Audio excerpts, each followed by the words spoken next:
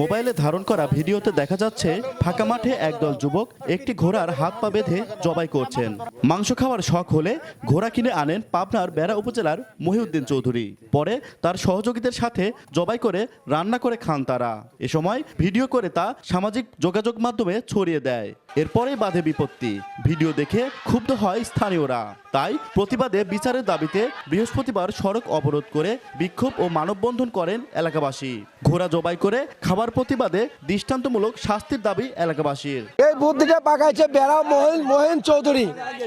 ওনার নেতৃত্বে আমাদের এই হাটুরে নাকালে ইউনিয়নে এসে সংখ্যায় 15 থেকে 16 জন লোক নিয়ে আসে, ওরা ঘোড়া জব করে খেয়ে ফেলেছে।